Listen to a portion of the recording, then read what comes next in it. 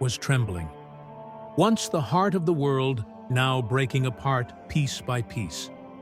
Barbarians attacked from every side, the empire's power faded, and fear ruled the streets like a shadow that never slept. But in the middle of all that chaos, a man quietly prayed. His name was Leo. He wasn't born into greatness. He didn't seek glory or fame. He simply wanted to serve God, to guide his people, to speak truth where lies had begun to spread. When Leo became pope in the year 440, the church itself was shaking. People were divided. Different teachers claimed to speak for Christ. Some said Jesus wasn't truly God. Others said he wasn't really human. The truth was being pulled apart like a thread unraveling in the wind. And Leo knew, if the truth fell apart, so would the faith. So he stood up. He wrote, he preached, he guided, not with anger, but with clarity, wisdom, and love. He reminded everyone, Christ is both fully God and fully man. One person, two natures, united in love.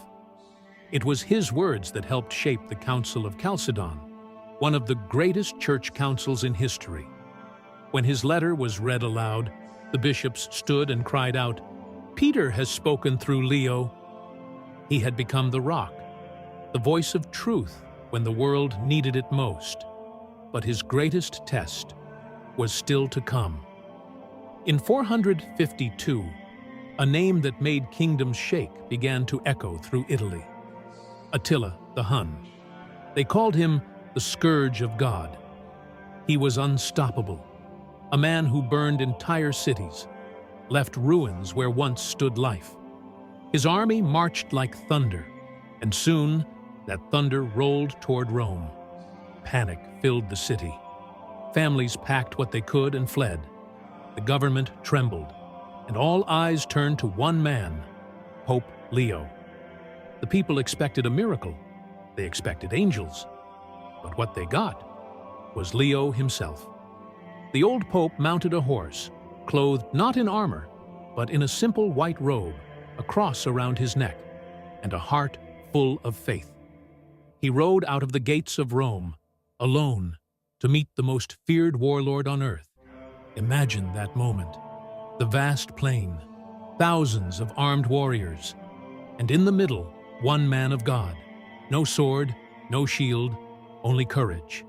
When Leo met Attila, no one knows what was said. Some say the Pope spoke gently of peace. Others say he reminded Attila that power comes and goes, but God's judgment lasts forever. But ancient writers tell us this. As Leo spoke, Attila suddenly grew silent, his eyes wide with fear. He saw something behind the Pope, a vision of heavenly warriors, Saints Peter and Paul, their swords drawn, standing on either side of Leo. And the mighty Attila, who feared no army, no emperor, no man, bowed his head and turned back. Rome was saved, without one drop of blood spilled. After that day, people called him Leo the Great. But he never saw himself that way. He wasn't proud. He didn't boast. He simply returned to his prayers, to guiding his flock, to defending the church against new storms.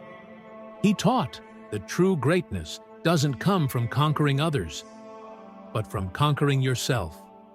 He said, "Christian, recognize your dignity. You have been made in the image of God. Do not return to the dust from which you were rescued." Even as the Western Empire continued to crumble, Leo stood firm.